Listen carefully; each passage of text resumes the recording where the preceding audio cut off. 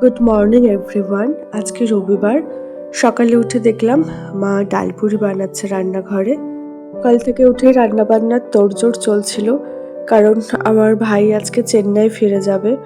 ওর বিকেলবেলা ফ্লাইট আছে। তারপর দেখলাম মা বাবা সব রান্না করেছে এত কিছু। আমি সকালে উঠে মা একটা ডালপুরি বানিয়েছিল, তো ওটা একটু ব্রেকফাস্ট করে নিয়েছিলাম। আর এদিকে দেখলাম বাইরে প্রচণ্ড বৃষ্টি পড়ছে, জানি না এই বৃষ্টিতে ওরা কিভাবে বেরোবে। আর আমার হাজব্যান্ডও আজকে কলকাতা ফিরে যাবে, তো আমার শ্বশুর বাড়ি থেকে ও তারপরে যাবে বিজয়বাড়াতে। আমার মনটা একটু খারাপ লাগছিল। তারপরে ছেলে তো বুঝতে পেরে গেছে যে ওর বাবা হয়তো আজকে যাবে। তারপরে ওরা প্রায় রেডি হয়ে গেছে, কিন্তু বাইরে এত জোর বৃষ্টি হচ্ছিল যে বেরোনো যাচ্ছিল না, তাই অপেক্ষা করছিল যে একটু বৃষ্টিটা থামলে তারপরে বেরোবে। তো থেকে যে এতগুলো দিন কেটে গেল বুঝতেই পারলাম না।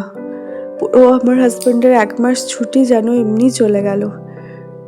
আমি বলেছিলাম যে আর 1-2 দিন থেকে যেতে, তারপরে ওর কিছু কাজ আছে কলকাতাতে। তো তাই ও তাড়াতাড়ি করে আজকে চলে গেল, কারণ হাতে তো আর বেশি দিন নেই। ওকে ওইখানে ফিরে যেতে হবে আগের জায়গাতে। তারপরে আমার ছেলে তো কান্নাকাটি করছে, সবাই মিলে রেডি হয়ে গেছে, একটু মনে বৃষ্টিটা থেমেছিল তখন। আমারও জানি না, মনটা খুব খারাপ খারাপ লাগছে, পুরো ঘরটা ফাঁকা হয়ে যাবে। তারপরে আমার ছেলে কিছুতেই আসতে চাইছিল না ওর বাবার কোল থেকে। ও বুঝতে পেরে গেছে যে বাবা হয়তো কোথাও যাচ্ছে। আমি মায়ের কাছে এখন বেশ কটা দিন থাকবো, কারণ বাচ্চা নিয়ে এত ট্রাভেল করাটাও মুশকিল হয়ে যায়। তাই ও আগে চলে যাবে, আমি কিছুদিন পর ওখানে যাব। পরে বাবা বলল গাড়ি এসে গেছে, কিন্তু এতটাই জোরে বৃষ্টি হচ্ছিল যে নামতে পারছিল না। আর এদিকে আমার ছেলে এত কান্নাকাটি করছিল, দূর থেকে ওর বাবা টাটা করলো। আমার বাবাও ওদের সাথে যাচ্ছিল এয়ারপোর্টে তুলে দেওয়ার জন্য।